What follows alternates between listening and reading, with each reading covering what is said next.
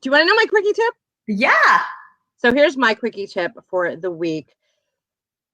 When you feel like you're stuck and you feel like that things are not working and you've tried it over and over again, like the definition of insanity, and you're like, ugh, I'm stuck. Try to do something differently. I'm not saying don't abandon what you're working on, which some of us have a tendency to do. We're like, well, it hasn't worked in 6 months. I'm out to do something new. No, try just like a new approach to get your stuff unstuck. And I see this a lot in the training that we do at Pivot 10. So we do some training around problem solving and conflict and being more creative in your thinking and having better critical thinking skills. So we do a game called Problem Solved or Solve This, where we get people to try to solve challenges, whether it's sales objections or problems in the workplace or problems in relationships, and take that problem, look at that problem, and then solve it with a random object that you would never think about solving a problem with, like a hairbrush, right? So we actually have a problem solved game with a card deck that has random objects on it. So everybody's like writes down their problems, and then you pick an object, and then you try to solve the problem with that object. So it's about getting to a different place in your thinking to try a new approach. And the reason why this came to me this week is because I went and did Reiki for the first time. And so for people who are not familiar with Reiki, and you might be able to explain it better than I am, it's basically... I've never had it done. Okay, well, it's a healing. It's a form of healing. So if some of you are like, oh my gosh, that's so woo-woo. It's a little woo-woo.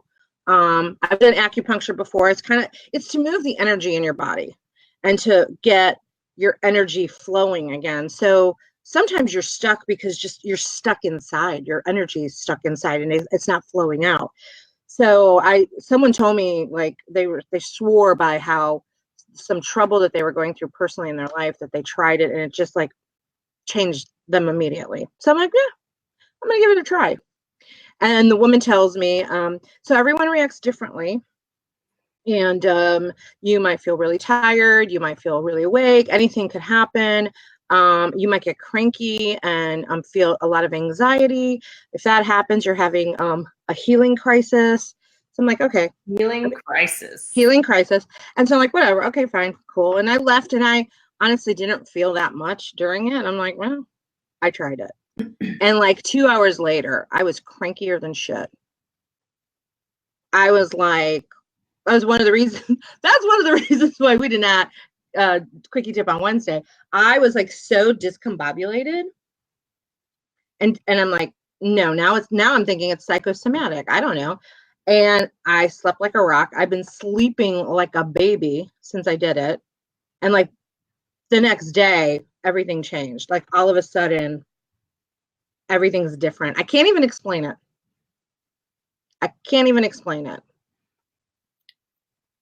So the quickie tip is try something new, because it might be inexplicably transformational. Exactly. So be open to taking a different approach if what you've been doing is not working. And so that's my tip. I don't know. Can we post links in here? I can, since I'm the host. Okay. I'll message it to you. So I want you to post this link to our problem solve card game that we have. So if anybody wants to try that, they can go to that link and order it. And they can get it for free because they're watching us. And the code to get it for free is WARN. Very easy. WARN. So that's it's a tip and a gift on this Friday. All right. Very good. I will need to send the link to me. My quickie tip is sort of similar to your tip on if things aren't working, or if you're in a slump, but it's a little bit of the opposite of that. So I've been rereading Prospecting by Jeb Blount, which is a great anybody in sales. And I mean, we may or may not get him on the show one day, right, Gina? We just may get him on the show one day. Maybe, if we're lucky and if you're lucky. And I was reading that book yesterday morning, and it really resonated with me, the chapter that I was in, because he was talking about if you get in a slump. And anyone that's in sales, sometimes you'll get in a slump. And what he was talking about is what happens sometimes is you're like fanatically prospecting and you got your pipeline all full, and then all of a sudden you have all these things, and then you get focused on that ABC that you hear about, always be closing. So then you're worrying about closing these people, and then your pipeline runs dry, and then you end up in a slump, and you're like, what happened? So I want to give you a different ABC that I'm not sure he actually mentions it, but I just kind of translate it to ABC, always be calling. So really, even though and I have been there many, many times recently as well, of being in that place of like, oh God, this isn't working. And it's really because I had like a fruitful season, and I wasn't calling as much as I should have been. And so then my pipeline wasn't as full as it should be. So always be calling, always set aside time for prospecting to continuously replenish your pipeline and get people back in there, because he makes this statistical mention of, so Mary Sue sales lady she closes about 10%. So she's got 30 people in her sales funnel, and one drops off, then it doesn't mean she has 29 left. It means she has 20 left. So you got to go statistically, she only has 20 left, not 29. Oh, yeah. So you really got to go back and fill it up. So always be calling, always set time aside. And he points out in this book, and it's such a great book, you should pick it up. And I'm pretty sure Jeb has a new book out, which I'm going to pick up as soon as I finish this one and the next one on my list. But there's so many great nuggets in here, but sometimes when you feel like you're prospecting, you don't feel like you're necessarily getting anywhere, but it's the long game of prospecting too, of creating those relationships with people, not just, hey, are you ready to buy right now? More like, hey, how are you doing and what's going on with you? So you can gauge where they are in the sales process. Because like example of me, hiring this trainer lately that's about broken my arms. I love him for it, but oh my God. I was thinking about hiring a trainer for a while, and, but I wasn't ready to pull the trigger. So if he had reached out to me at that moment when I started thinking about it and tried to engage me, I would have been like, oh, I don't need a trainer. But because I kept engaging, and then I was ready to pull the trigger at the time I was ready. So always be calling, always be checking in with people just so they have you top of mind. That's the most important thing that we forget about in prospecting, is that we think that we're prospecting because we're supposed to call somebody and then make the sale right then. I mean, let's be honest. Amen. And for clarity, it's always be calling, like getting on the phone. Right. Always be calling. Not always be contacting. Always be calling. Always be calling. Huge to be actually getting on the phone with people. And it's such that 1,000-pound phone of like feeling like, oh God, this is gonna be terrible. But it's not. If you're not calling to be icky, it's not terrible. It's just, well, you have to get out of the mindset of you're making a sales call. Right. You're calling somebody that you want to talk to and check in on them and see how they're doing and see if you can help them. And that goes back to Anthony I'll do that. I'm Italian. Anthony Iannarino. Thank you. I can never say his name. And he has a really great episode with us. Can't remember the number of episode. It's pretty early on. Pretty early on. What a nice guy he came on. And he's actually very good friends with Jeb. And he wrote the foreword to one of Jeb's books. Yeah. I don't know if it's this one. No, it's sales. It's sales EQ. But he points out in that episode with us that when you're making a cold call, if you think of it in terms of how you can help someone, like you're the lifeguard, that you can save a drowning person. If you think of it that way, then it's a lot less icky. And the other person on the phone is going to be feel a lot less icked upon. Icked upon. That's a new phrase. Heard here on Women Your Mother Warned You About. Quickie tips.